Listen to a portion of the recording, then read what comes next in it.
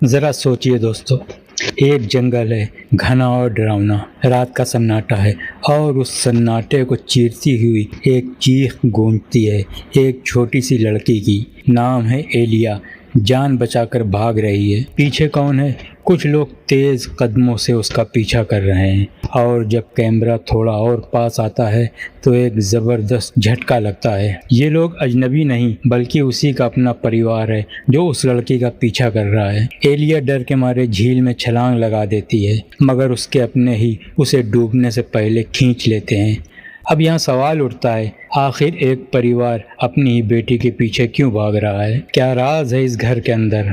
मगर रुकिए, कहानी अभी शुरू हुई थी। कैमरा अब जंगल से हटकर पहुंचता है एक बैंक के अंदर। यहाँ खड़ा है रेक्स, लाइन में लगा हुआ, पर उसका ध्यान कहीं और है।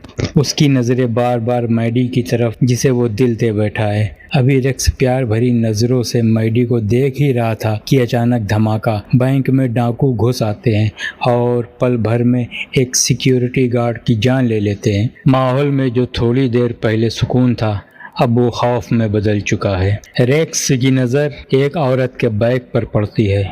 उसमें बंदूक छिपी थी, मगर हालात इतने खतरनाक हैं कि वह औरत कुछ नहीं कर पाती। इसी उथल पुथल में रेक्स कुछ अजीब तरीके से बर्ताव करने लगता है, जैसे वो अपने अंदर के किसी तूफान को रोकने की कोशिश कर रहा हो। और फिर वो बंदूक वाला बैग अचानक उछलकर सीधे रेक्स की गोद में आ गिरता है। अब यहाँ से कहानी एक नया मोड़ लेती है, जिसका अंदाज़ा शायद आप भी नहीं लगा पाएंगे। रेक्स ने उस बंदूक का क्या किया और आखिर उसे कोर्ट में मुजरिम की तरह क्यों खड़ा किया गया, जबकि उसने तो जान बचाई थी? ये आपको आगे पता चलेगा जब बंदूक रेक्स की गोद में आ गिरी थी।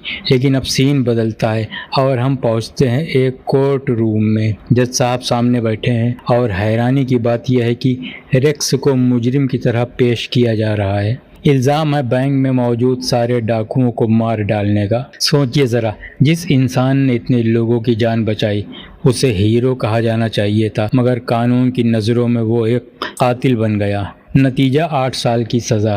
8 साल बाद जेल का दरवाज़ा खुलता है और रेक्स बाहर आता है। हाथ में एक मैगज़ीन है जिसके कवर पर उसी की तस्वीर छपी है। दुनिया आज भी उसे हीरो मानती है, मगर ये शोहरत उसके लिए किसी सज़ा से कम नहीं। जहाँ जाता है कैमरा उसका पीछा करते हैं, लोग उसे घूरते हैं और यहीं से शुरू होता है कहानी का सबसे अजीब हिस्सा। रेक्स के अंदर से एक और रेक्स निकलकर सामने आता है, उसका अपना ज़मीर, उसकी परछाई। मगर ये परछाई असली रेक्स से ज़्यादा जज्बाती और बेकाबू है। भीड़ से तंग आकर अपने जहन में ही रेक्स मेज़ उठाकर सबकी तरफ फेंक देता है, मगर ये सिर्फ उसकी कल्पना है। उसके अंदर दबा हुआ गुस्सा बाहर निकालने का एक रास्ता। तंग आकर आखिरकार रेक्स फैसला करता है इस शहर को छोड़कर दूर फिनलैंड जाकर रहने का। वजह हैरान करने वाली है। जेल में रहते हुए रेक्स ने एक बार मजाक में एक कागज की गोली उड़ाई और वो जाकर गिरी थी फिनलैंड के नक्शे पर। बस यही मामूली सी बात उसकी अगली मंजिल तय कर देती है। मगर याद है वो जंगल वाला सीन जहाँ से हमने कहानी शुरू की थी? कैमरा फिर वहीं लौटता है। इस बार एक आदमी भाग रहा है और पीछे वही डरावने लोग हैं। मतलब साफ है ये सारी वारदातें फिनलैंड में ही हो रही हैं और रेक्स सीधा उसी जगह जा रहा है अनजाने में। और उस भागते हुए आदमी को कोई खौफनाक ताकत पकड़कर खींच ले जाती है। सुनकर ही रूह कांप जाती है। अब आते हैं वापस रेक्स की तरफ। वो एयरपोर्ट पर पहुंच चुका है, हमेशा की तरह। कोई उसे कैमरे में कैद कर रहा है, मगर इस बार कुछ अलग है। एक अजीब सा जोड़ा पति पत्नी उसे लगातार घूर रहे हैं। रेक्स झुंझलाकर वॉशरूम की तरफ चला जाता है, मगर वहाँ भी वो पति पत्नी पहले से मौजूद हैं, उसे घूरते हुए। और जब रेक्स वापस अपनी सीट पर आता है तो वो औरत उसे एक भयानक डरावनी मुस्कान देती है। फिनलैंड पहुंचकर रेक्स टैक्सी का इंतजार कर रहा होता है। दूर से एक टैक्सी ड्राइवर उसे घूर रहा है और यहीं पर होता है असली खेल। टैक्सी ड्राइवर सीधा भीड़ को चीरते हुए रेक्स के सामने आकर रुकता है। रेक्स बेखबर होकर टैक्सी में बैठ जाता है, मगर जैसे ही गाड़ी चलती है ड्राइवर एक गैस छोड़ देता है और रेक्स की आंखों के सामने अंधेरा छा जाता है। अगला सीन एक घर का है जहां एक आम सा परिवार खाना बना रहा है। कुछ भी शक भरा नजर नहीं आता, मगर फिर कैमरा नीचे तहखाने की तरफ जाता है और वहां बंधा हुआ मिलता है रेक्स। उसके हाथ बंधे हैं और सबसे डरावनी बात, उसकी एक टांग पहले ही काटी जा चुकी है। होश में आते ही रेक्स चीखता है, मगर कोई उसे रोक देता है। उसका अपना ज़मीर, वही अंदर वाला दूसरा रेक्स। इस बार वो खुद चीख कर उसका दर्द बयान करता है, क्योंकि असली रेक्स से कहीं ज़्यादा सख्त और चालाक ये अंदर वाला उसका वजूद है। ज़मीर हालात का जायज़ा लेता है और नतीजा निकालता है। ये सब उसी अजीब जोड़े का काम है जो एयरपोर्ट पर मिला था। साइकिलों को देखकर अंदाज़ा लगाया जाता है कि ये पूरा परिवार इस काले काम में शामिल है। ऊपर के कमरे में पूरा परिवार सो चुका है, मगर घर का सबसे छोटा बच्चा ओलावी जागा हुआ है। उसकी उत्सुकता उसे तहखाने की तरफ खींच लाती है, जहां रेक्स दांतों को रस्सी से काटने की कोशिश कर रहा है। जैसे ही ओलावी अंदर आता है, रेक्स फौरन बेहोश होने का नाटक कर देता है। एक मासूम बच्चे को देखकर उसके दिमाग में एक तरकीब आती है, उसे बंधक बनाकर यहाँ से निकलने की। रेक्स ओलावी को अपनी दोनों टांगों के बीच दबोच लेता है। तभी ओलावी की बहन उसे ढूंढते हुए तहखाने तक आ पहुंचती है और यहाँ एक बड़ा खुलासा होता है। ये लड़की कोई और नहीं बल्कि वही एलिया है जो कहानी की शुरुआत में जंगल में भाग रही थी। मतलब साफ है, यही परिवार है जिसने रेक्स को अगवा किया है। रेक्स धमकी देता है कि अगर एलिया ने उसे मारने की कोशिश की तो बच्चे की गर्दन तोड़ देगा, मगर घबराहट में उसकी पकड़ ढीली पड़ जाती है और ओलावी छूट जाता है। बेहोश हालत में मिलने पर पूरा परिवार ओलावी को अस्पताल ले जाता है। माँ गुस्से में एलिया को थप्पड़ जड़ देती है, ये सोचकर कि उसी ने भाई को नुकसान पहुंचाया है। मगर हम समझ जाते हैं एलिया बाकी परिवार से बिल्कुल अलग है। शायद यही रेक्स के लिए बचने का इकलौता रास्ता है। और तभी एक दिलचस्प पल आता है। एलिया मुस्कुराती है, खुद को रेक्स के साथ शादी करते हुए कल्पना करती है। मतलब पहली ही नज़र में उसे रेक्स से लगाव हो गया था। परिवार के अस्पताल जाते ही एलिया नीचे आती है, रेक्स की टांग की मरहम पट्टी करती है और अपनी कहानी सुनाना शुरू करती है कि कैसे उसका सबसे बड़ा भाई पैदाइशी तौर पर इंसानी गोश्त खाने की भयानक बीमारी से जूझ रहा है। बचपन में उसने अपने ही बाप को काट खाया था। तभी से ये परिवार लोगों को अगवा करके अपने बेटे की भूख मिटाता आ रहा है। एलिया को ये सब कभी मंजूर नहीं था। वो कई बार भागी, मगर हर बार पकड़ी गई और आखिरकार बाप ने उसे लकड़ी के पिंजरे में कैद कर दिया।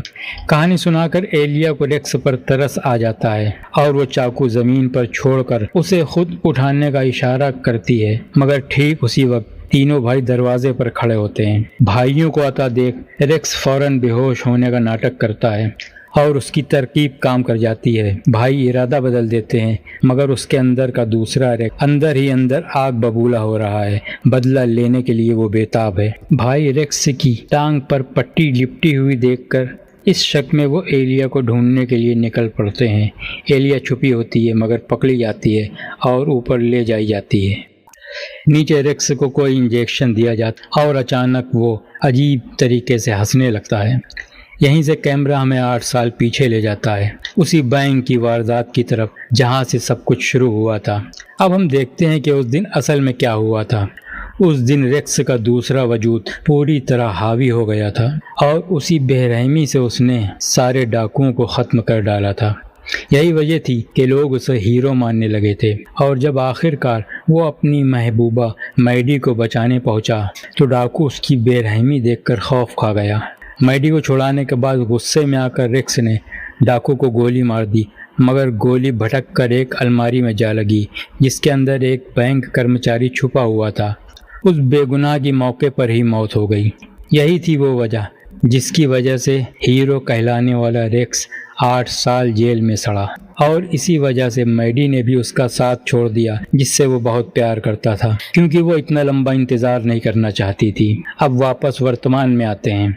रेक्स को होश आता है और वो देखता है कि साइकोपैथ बाप उसकी दूसरी टांग काटने ही वाला है। दर्द से तड़पते हुए रेक्स एक जोरदार लात मारता है, जिससे साइकोपैथ बाप बेहोशी की दवा लेने भागता है। इसी बीच रेक्स एलिया के दिए चाकू से अपने हाथों की रस्सी काटने लगता है। जैसे ही वो वापस आता है, रेक्स बिना देर किए चाकू उसके कान में घुसेड़ देता है और अब वक्त भागने का है। रेक्स अपने आसपास हथियार ढूंढता है और किस्मत से उसे कुछ काम की चीज़ें मिल जाती हैं। अपनी कटी हुई टांग का गोल्फ क्लब बांध कर लड़खड़ाते हुए वो ऊपर की मंजिल की तरफ बढ़ता है। उसका ज़मीर उसे याद दिलाता है एलिया को भी साथ ले जाना है। घर से बाहर निकलकर रेक्स कुछ देर रुकता है, अपने ज़मीर की बातों पर गौर करता है। ऐसा लगता है कि उसने कोई बड़ा फैसला ले लिया है। इतने में माँ बाप अस्पताल से लौटते हैं और घर के सामने खून के धब्बे देखकर सन्न रह जाते हैं। वो बच्चों को जगाते हैं।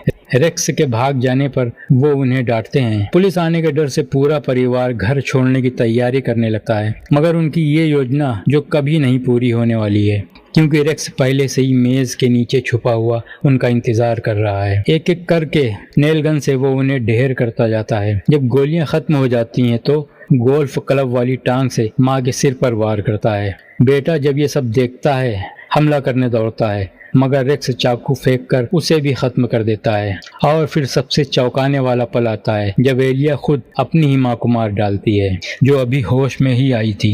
दोस्तों, मगर असली खतरा अभी आना बाकी था। वो नरभक्षी बड़ा भाई जिसकी दैत्यकार परछाई सीढ़ियों से नीचे उतर रही है। नरभक्षी भाई अपने विशाल काय दानों जैसे बदन के साथ नीचे उतरता है और रेक्स के साथ उसकी जबरदस्त जंग छिड़ जाती है। इसी लड़ाई के बीच फ्रिज का दरवाजा पकड़ते ही रेक्स की नजर अंदर पड़ती है। वहाँ उसकी अपनी कटी हुई टांग रखी है, अभी तक साबुत।